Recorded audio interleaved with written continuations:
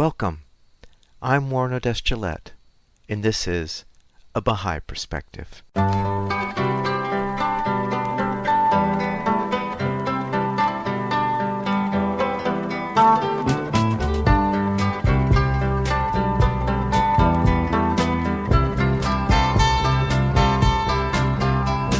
Welcome to A Baha'i Perspective. I recorded an interview with Mary Perkins on April 26, 2022. Mary is an author, poet, and storyteller. She is focused on books in simple English on the history and teachings of the Baha'i Faith. Her first title, The Baha'i Faith, an Introduction, was co-authored with Philip Hainsworth, published by Ward Lock Educational in their series on living religion in 1980, and subsequently translated into Danish, German, Hungarian, Lithuanian, Russian, and Braille. Other titles include a trilogy on the lives of the central figures of the faith, called Hour of the Dawn, Day of Glory, and Servant of the Glory, that tell the stories of the history of the central figures of the Baha'i Faith in easy-to-read English. This trilogy has been translated into both Chinese and Swahili. She created a picture book for children titled Percival the Piano, illustrated by Wendy Thomas, that's also available in Spanish. And she created a book on peace building titled Growing into Peace, a manual for peace builders in the 1990s and beyond. Mary was born and raised in the west of Wales and holds a degree in history from the University of Wales. She has worked for 8 years in Africa, in Lesotho, in Uganda, where she became a Baha'i, and in Cameroon, where she met and married Richard Gray, an American astronomer.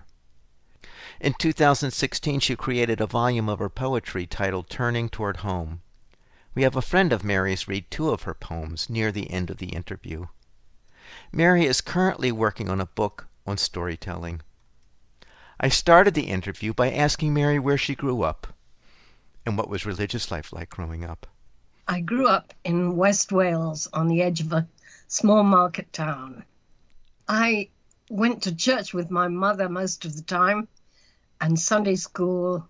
We were members of the Church of Wales, which is like the Episcopal Church in this country. And I benefited greatly from the beautiful prose of the prayer book and the King James Bible, which were very special for me. What was your spiritual journey that led you from being a Christian to becoming a Baha'i? What was that journey for you? I started going to the Quaker meetings when I worked in London, and then I was going to Quaker meetings when I was in Kampala, just because I found it more meaningful for me.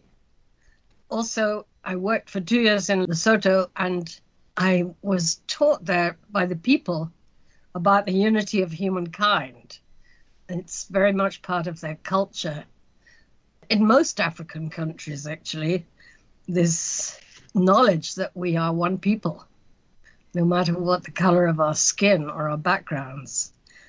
And I benefited so much from that when I went back to Britain after the 2 years, I couldn't find anyone who related to this concept in the way that I did.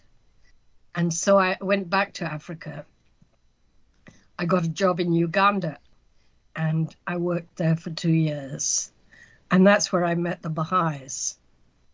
But I can remember when I first met them, I thought to myself, oh, these people are very nice, but don't they know that Jesus is the way and the truth and the life? And maybe I better tell them. But what I found was that they had a lot more to tell me. When did you become interested in the Quaker church?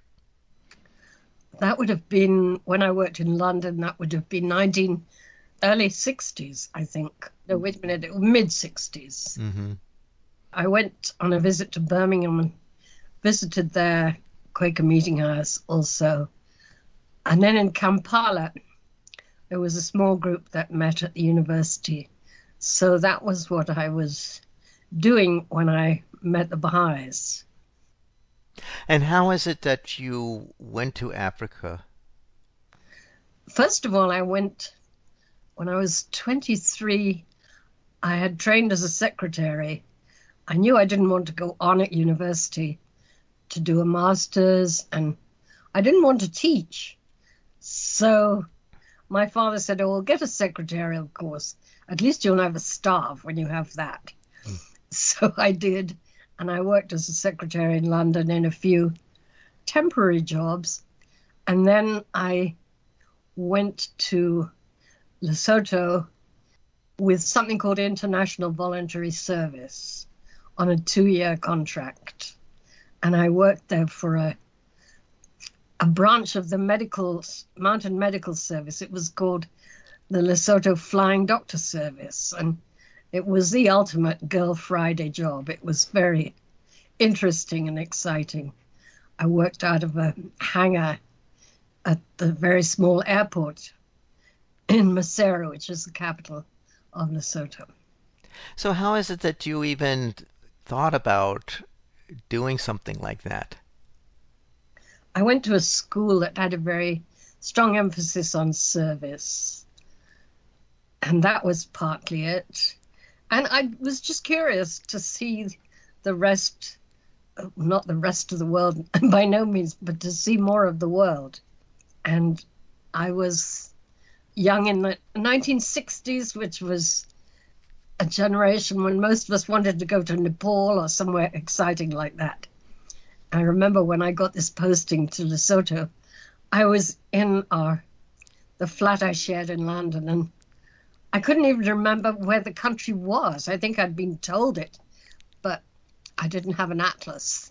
So I was going to this place and wasn't quite sure where it was. What were your parents' thoughts about you going to Africa?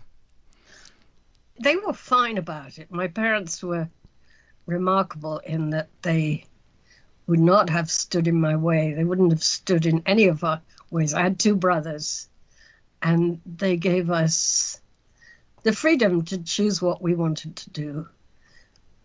Once you ran into the Baha'is, how long was it before you accepted the Baha'i Faith as your spiritual path? It was probably 4 or 5 months.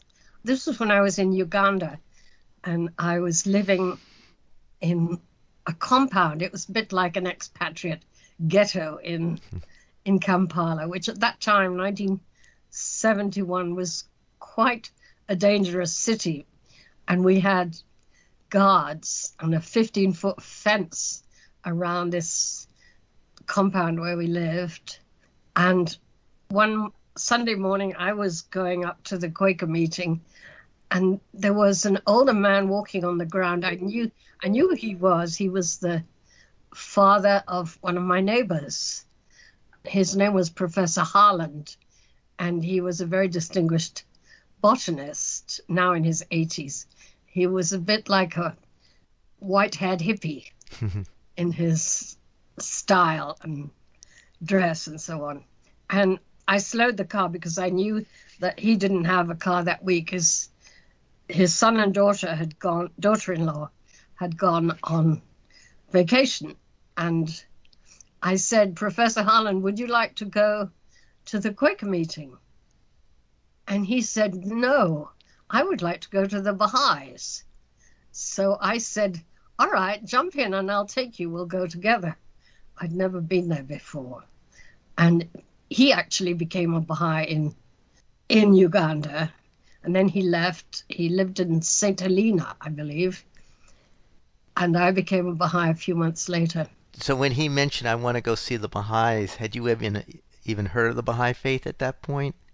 Yes, I had, in that I remember when I was at college seeing a poster, a large poster, that said Baha'i World Faith. That's what it was called way back in the 1960s. And I was flying past on my way to some busy meeting or other, and I remember thinking to myself, who do those people think they are? Or who on earth do those people think they are? So I was not very open to investigating it at that point. What was the cause of your reaction? Well, I think because I'd been raised in the church that, as I said before, Jesus was the way and the truth and life, and that's what I'd been taught. But I realized that the world was so much bigger and more varied. And in Uganda, I met for the first time communities of Muslims as well as Christians. I think it was about 7% Muslim when I was there, but Idi Amin, who was the president at that time, he was Muslim, so he was very keen to promote the Muslim faith. When did you discover the writer within you? That was earlier, really. I was always interested in writing and poetry. That's what I wanted to do. Goodness, from about the age of 12, I think. What was your first published work? The first published work was an introduction to the Baha'i Faith. You had not published anything before you became a Baha'i then? No, I hadn't.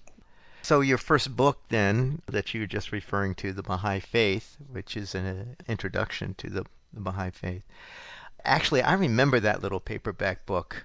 That was very nice and a concise introduction to the Baha'i Faith. So what inspired you to create this book?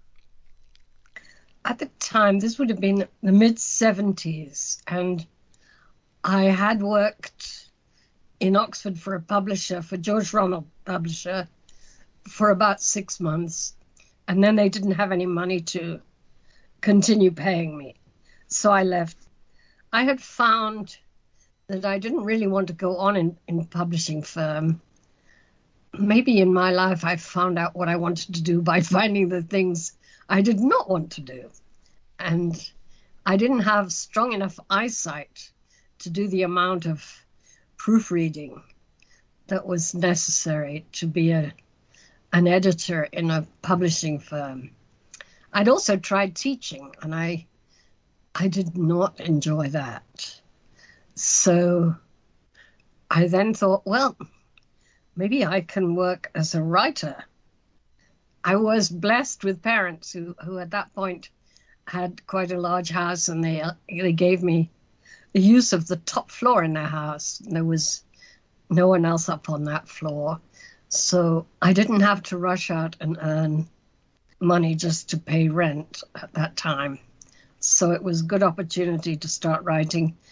And I had decided that I wanted to write something about the Baha'i Faith, this message of unity and the removal of prejudice is the way I summed it up, I think, at that time. There was also a more urgent prompt in that the international governing body of the Baha'is, in 1977, they asked the British community to get out a book on the Baha'i Faith to be published by a non-Baha'i publisher. So things came together, and I worked with Philip Hainsworth to get that book ready. I'd been studying on my own how to do simple things like write a letter to a publisher asking for a book proposal, was what it was. And so I knew how to do that. And I'd been up to the National Library of Wales, which is an extraordinary place where they have, I think, every book that's been published in English is up there in the stacks. So I had looked at a few series for secondary school students, and I had made this decision that the Wardlock educational one was the most interesting and attractive format that I had come across. So when the British Baha'is were given this challenge to do this, I wrote to Philip Hainsworth, who was the National Secretary at that time, and told him I'd done a bit of research, and this seemed to me like a good start. I remember he cabled me. This was before cell phones and all the gadgets that we have nowadays. And somewhere in Wales, I think in my brother's house, there's a telegram from Philip. saying, let's do this together. So we did. So who is the ultimate publisher? The publisher was a firm called Wardlock Educational. And they had a good series called Living Religions. And when I'd been up at the National Library, I'd skimmed through several other faiths, Jewish faith, Hindu faith, Buddhist. It was a very simple plan. It was how the faith began, what are the teachings, and how do its followers live. It sold very well. And the reason it sold very well was that Baha'is all over the place realized it was there and bought it. And it sold much better than their other volumes on some of the older faiths. I think the publisher was rather astonished by this, but it's what happened. So it was reprinted 6 times in the first 6 years, I think. You were in Africa when you met the Baha'is, and I guess became a Baha'i. And then what was it that brought you back to the UK? I went to Africa 3 times before. It was 1976, the spring of 76, I had gone back to Lesotho to research for a book I was attempting to write on the history of that country. And my mother became critically ill, and I had to fly back urgently. She had bladder cancer. She lived for another 2 years, but she died in January of 1978. And I was home at that time, helping my parents who needed help. Let's talk about another book that you wrote. In 1989, you wrote the book Percival the Piano. So what is this book about, and what inspired you to write this book? It was a genuine piano that inspired me, actually. At that time, Richard and I were living in Toronto. We met and married in Cameroon and then went to Toronto so that he could get his PhD in astronomy. And we both served on the local spiritual assembly, which is the basic unit of the Baha'i administration.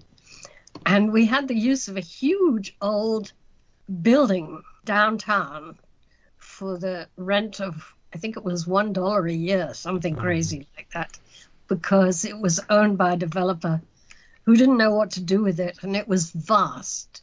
There was a theater and huge rooms. He said that we could use it.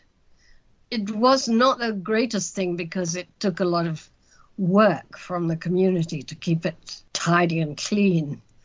He turned off the heat in the middle of a Toronto winter.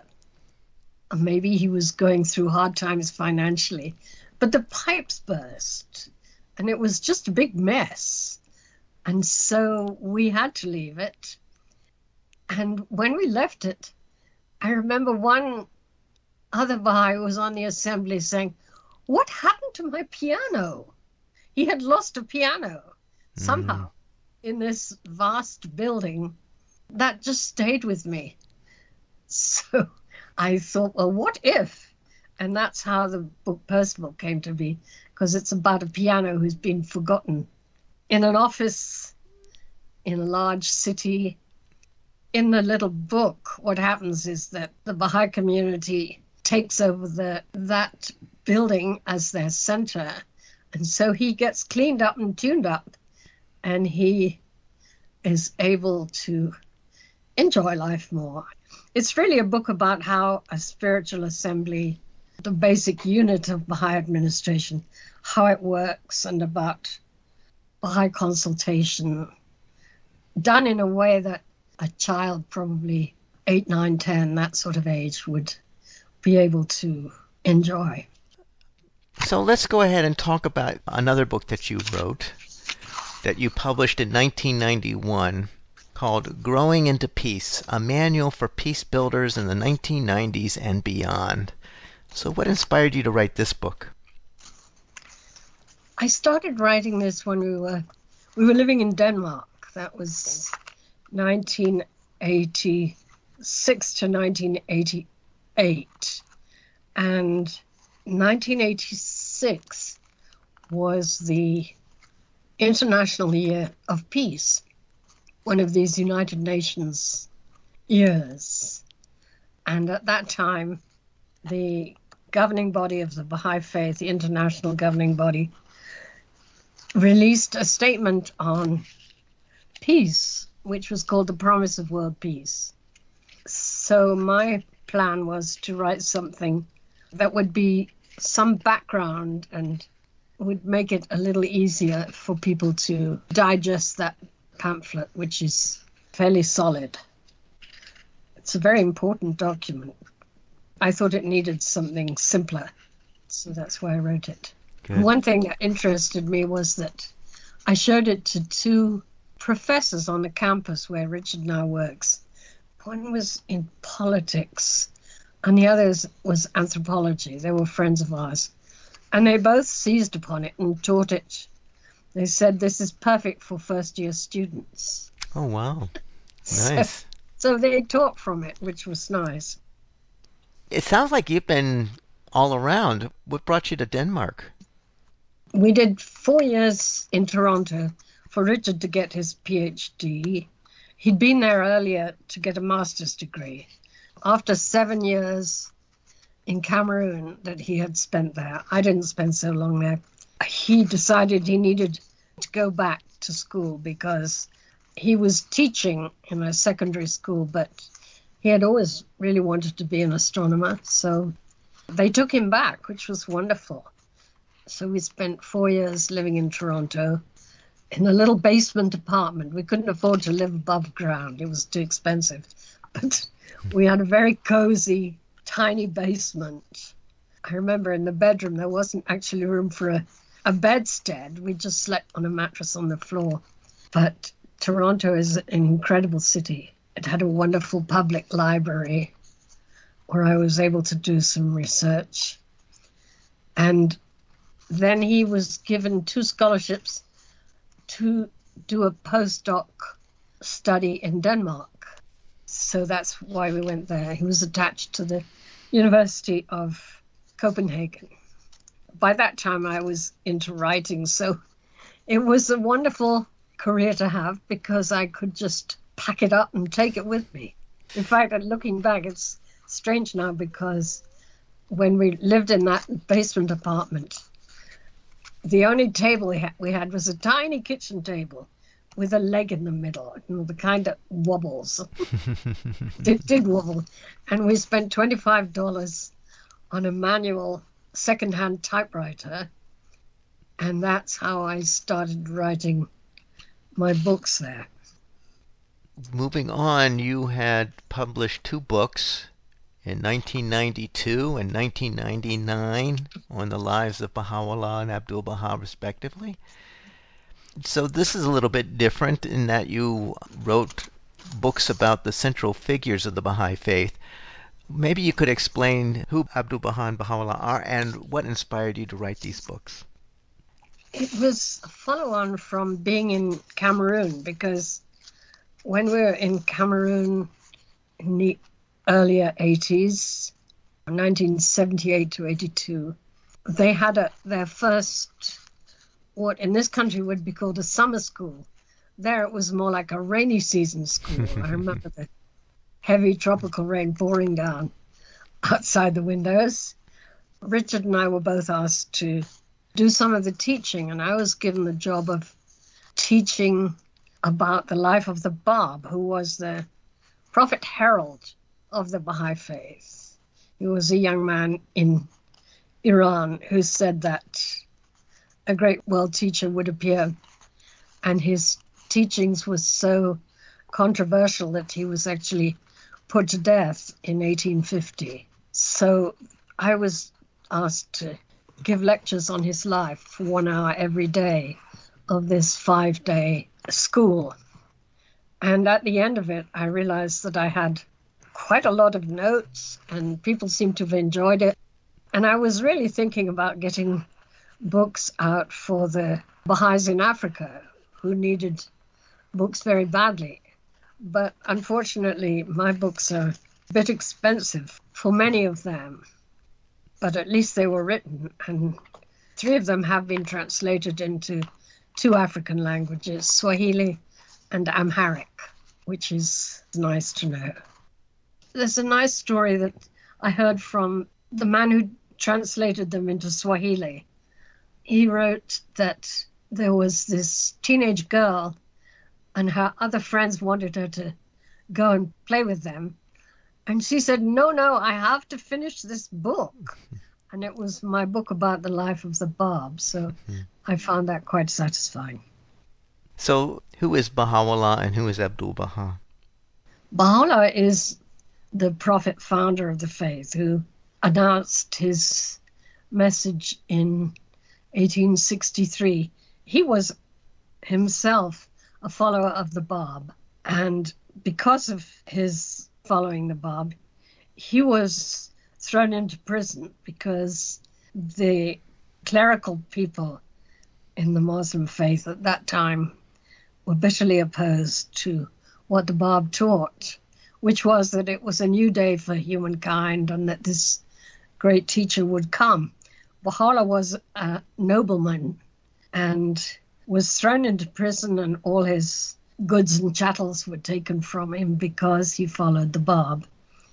But it was in this terrible prison in Tehran in 1852 that he received a revelation that he was the one whose coming the Bab had announced. He said, this is not from me, it's from the Creator who is almighty and all-knowing. But he was given the power to reveal amazing scriptures. And how about Abdul-Baha? Oh, Abdul-Baha was his oldest son. And before he passed away, Baha'u'llah appointed him as the center of the Baha'i covenant with his followers, so that the Baha'is would have someone to turn to after his passing. He was also very much a perfect exemplar, and we are asked to study his life and to, as much as we can, do as he did. What do you hope the readers who read these 2 books about Baha'u'llah and Abdul-Baha, what do you hope the readers will take away when reading these books? I wanted to write them because I wanted to do a simple, direct narrative, and I was able to do that. We have quite a lot of more academic books, and I wanted to write one that was simple, so that once people had that story in their heads, they would be able to read the more difficult books. Earlier, you published a book called The Hour of the Dawn, which is about the life of the Bab. So, who is the Bab, and what inspired you to write about his life? The name, the Bab, is a title meaning the gate. So he announced that he was the gateway to a new age of peace and brotherhood, which we are very slowly moving toward. So he was a prophet herald. He foretold the coming of another, much greater messenger. And what do you want the readers to come away with after reading about the life of the Bab? Well, I think once again, the basic storyline and to understand a little of the background of Iran at that time. It was not a place where a lot of people were educated. The majority of the people did not have much education, but there was very strong religious feeling. There was prejudice between the different groups of peoples. I've read a book about the Jewish followers in Iran at that time, and they were quite bitterly persecuted. And there was very little friendship between the different faiths, Islam, Christianity. Not that there was very much Christianity, but it was there. It's interesting about the time of the Bab. There was a messianic movement here in the States. There was a parallel messianic movement occurring in Iran anticipating what they call the 12th Imam, which is their prophecy for the next messenger of God. And it's interesting that they coincided at the same time, these two movements. And the life of the Bab, if someone from the United States was to investigate the Messianic movement in Iran, they would have discovered a figure that had a very Christ-like life, so similar to the life of Christ that they could obviously see the parallels of the lives of these two messengers of God. I just find the life of the Bab just really quite a dramatic tale. For me, it was just as if I was reading the New Testament in the life of Christ. Yes, you're right. It is a very dramatic tale. The interesting thing also is my mother told me that in the Welsh countryside, this same messianic movement was taking place. She said that her mother had told her that, I think it was in 1863, the people had dressed in white and gone up on top of the hills to wait for the return of Jesus. And she said it was known as the year of great disappointment.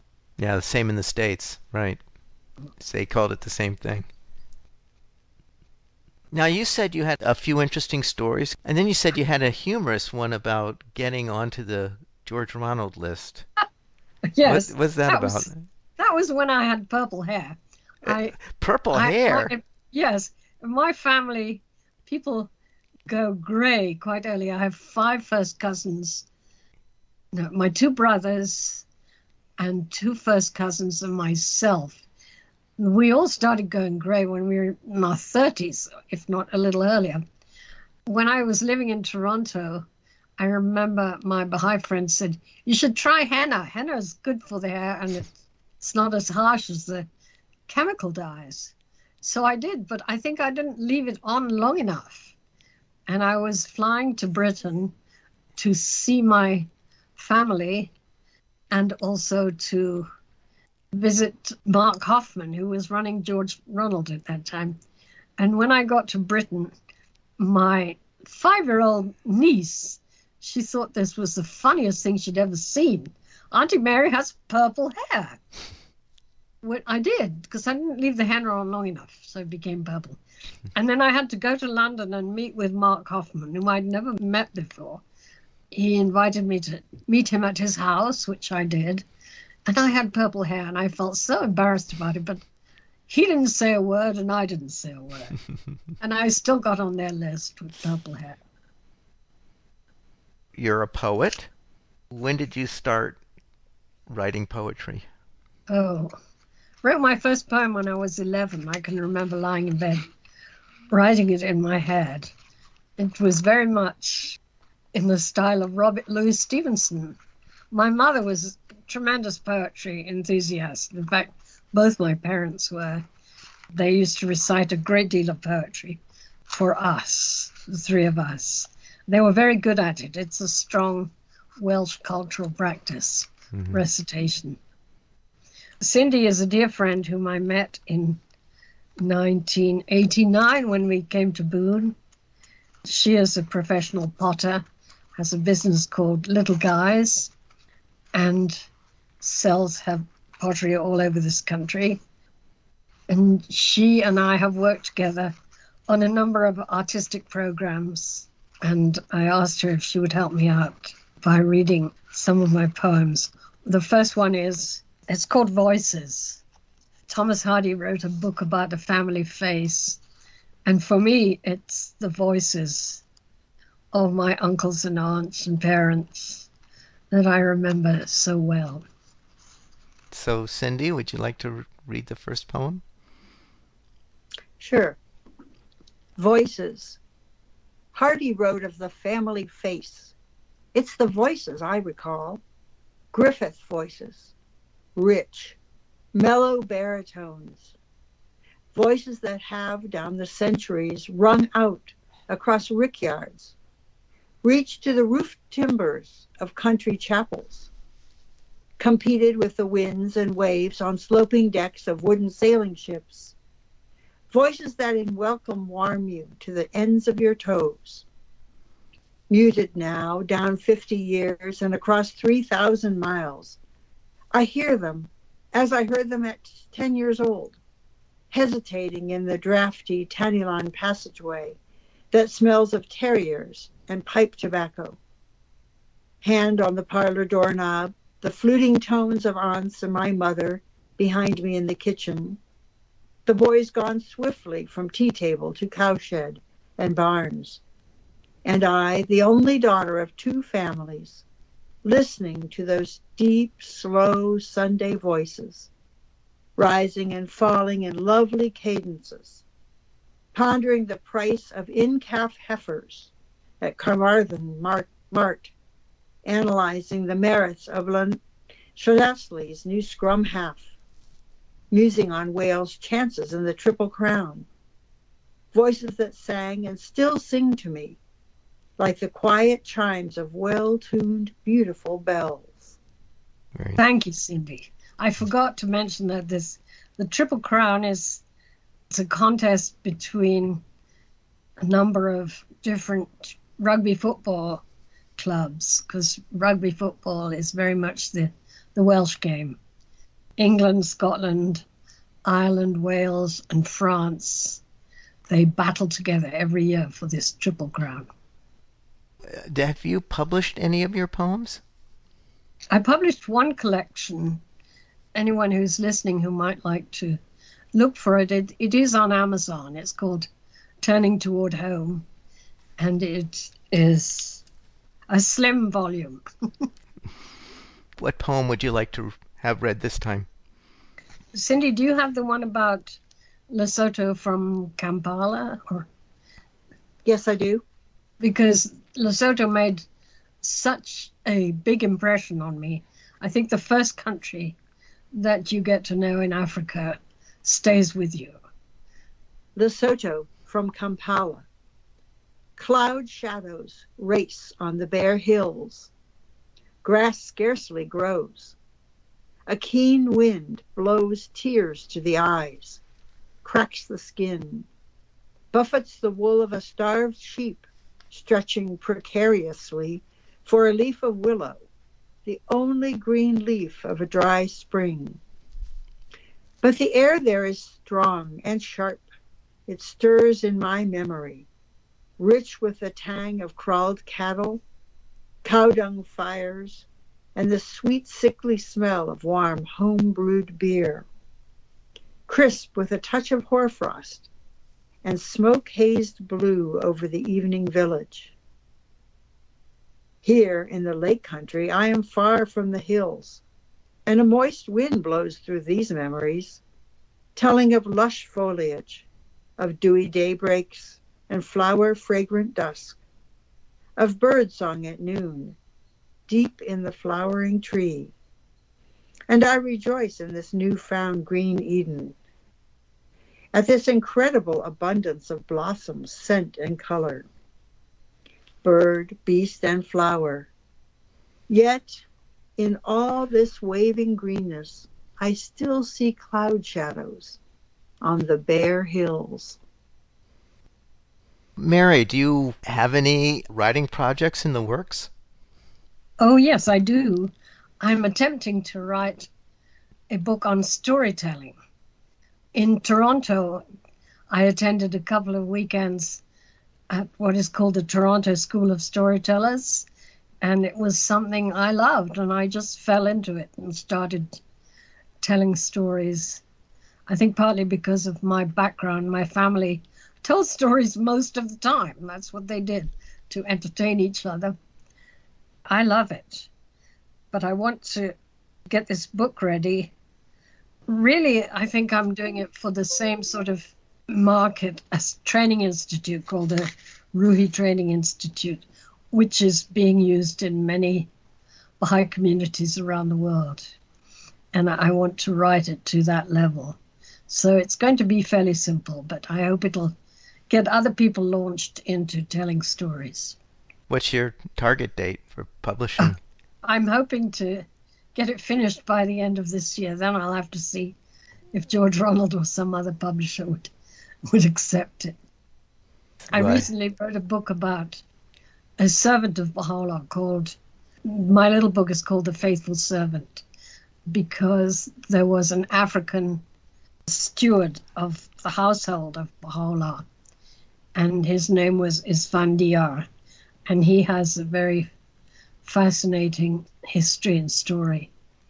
And I became interested, why on earth were there African servants in Iran? I didn't understand this at all. But then I read more about the Islamic slave trade, and I learned a great deal more. So what does that mean if Baha'u'llah had this African Well, servant? he was left them by his own father, who was a nobleman. But the interesting thing is that when he inherited this contingent of people, he gave them their freedom. And that would have been 1839, I think, when his father died.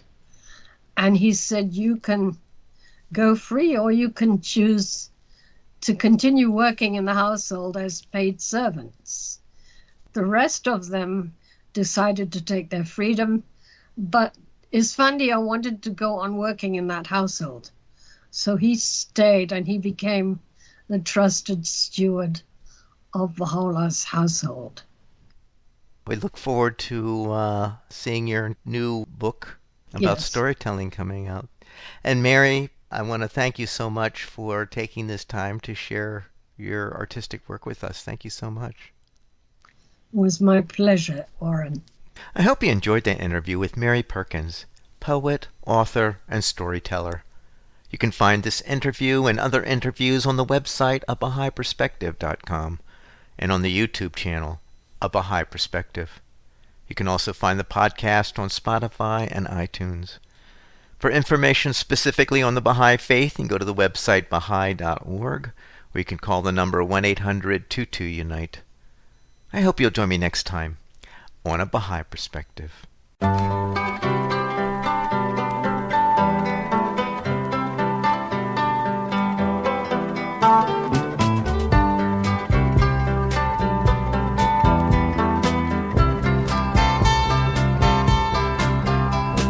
Oh, my servants, oh, my servants, sorrow not if in these days and on this earthly plane things contrary to your wishes have been ordained. Sorrow not if in these days and on this earthly plane things contrary to your wishes have been ordained. For days of joy,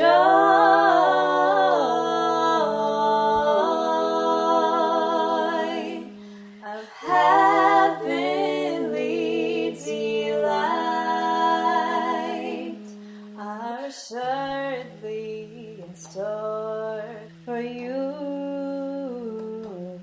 are assuredly in store for you. Sorrow not if in these days and on this earthly plane things contrary to your wishes have been ordained. Sorrow not if in these days and on this earthly plane things contrary to your wishes have been ordained. World's holy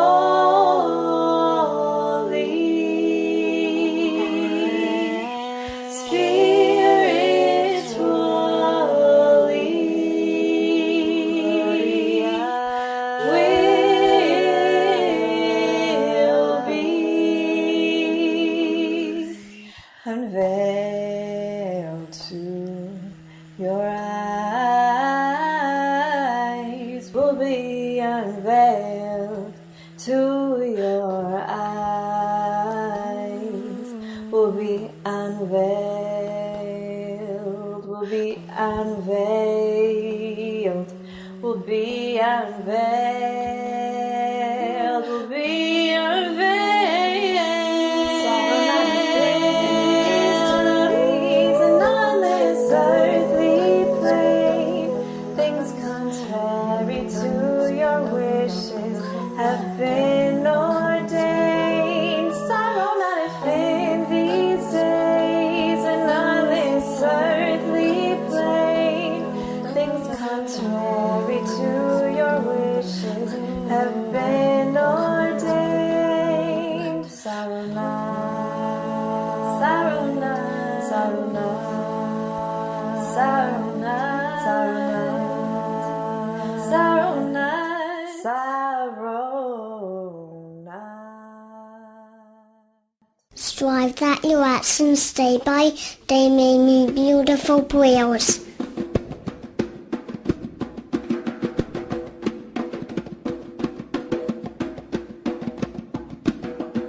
Strive that your actions day by day may be beautiful prayers.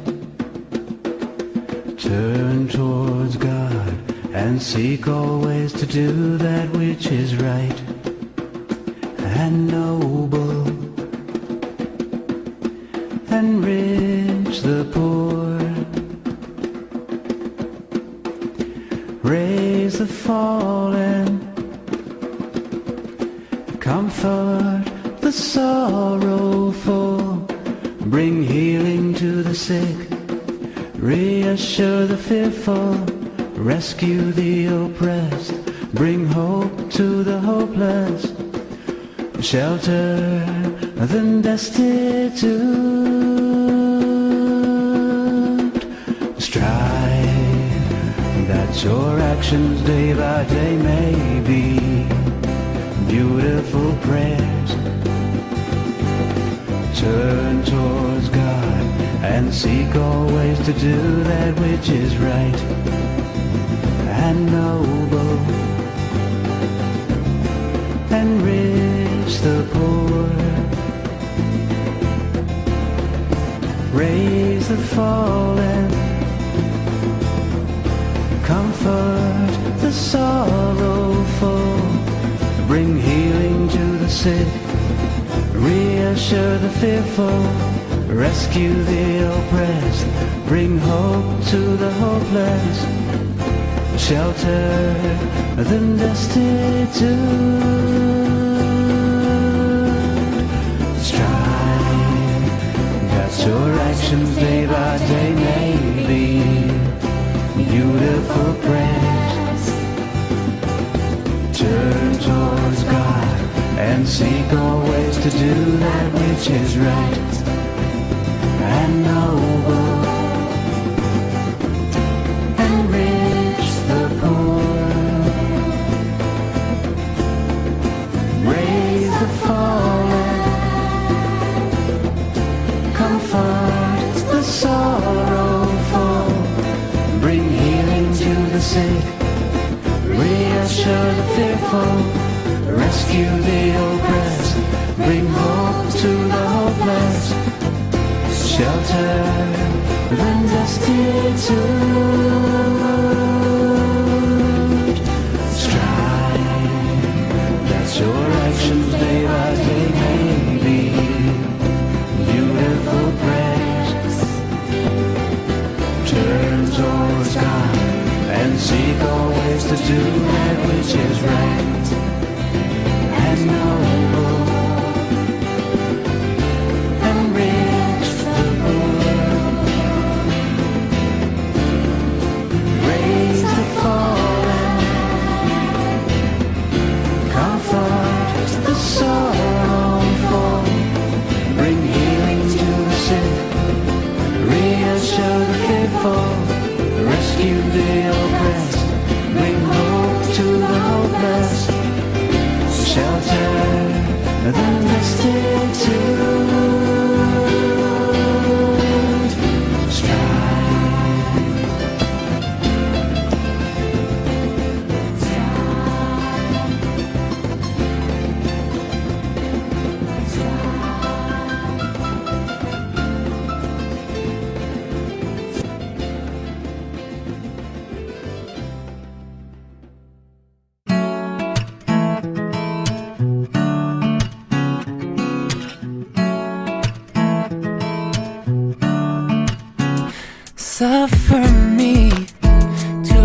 nigh unto thee, and to abide in the precincts of thy court. Yeah, for remoteness from thee hath well nigh consumed me, well nigh consumed me.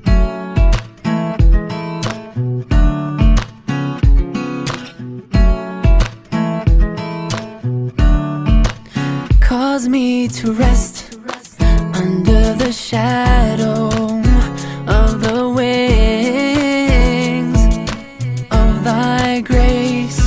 For the flame of separation from thee hath melted my heart within me. For the flame of separation from thee hath melted my heart within me.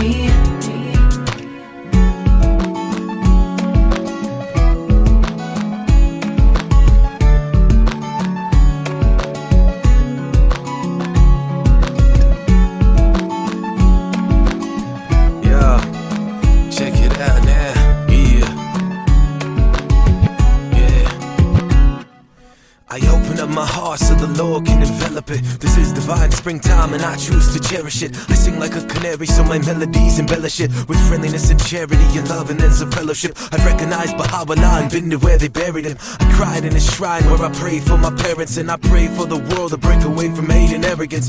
Science is advanced but the soul is old carriages. Lost in the music till I found a glimpse of the spiritual map like a round of fifths. Now I hear the voice and I love the sound of it. You see the promised one has come, we're all surrounded by his countenance, searching through this earth for a truth that was concealed. I found it in the words that Baha'u'llah revealed. I've walked on so many different paths and been to so many different places. I've learned so many different lessons but seen so many similar faces. But it all fades to blackness when I fail to get the practice that I need to be the spiritual being you've seen in me since back when I was walking all alone, talking like I built this home and it was the carpenter who made it all alone. Praise God, I need to redefine my life. I'm living so raw cause the flame of separation has consumed my heart.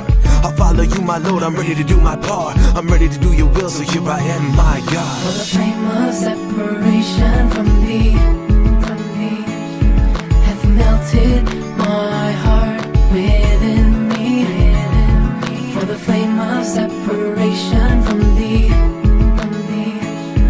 hath melted my heart within me.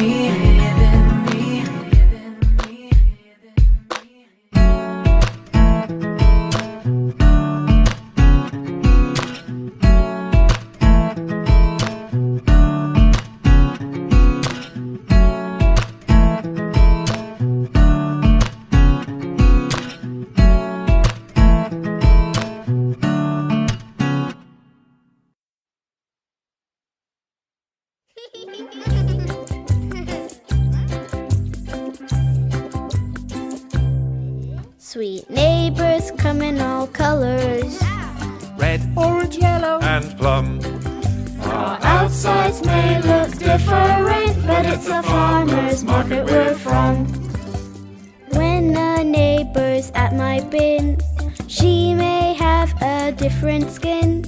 Even if she is packed in tin, it's good to see her grin.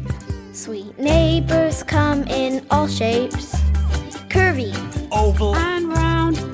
Our outsides may look different, but we come from plants in the ground.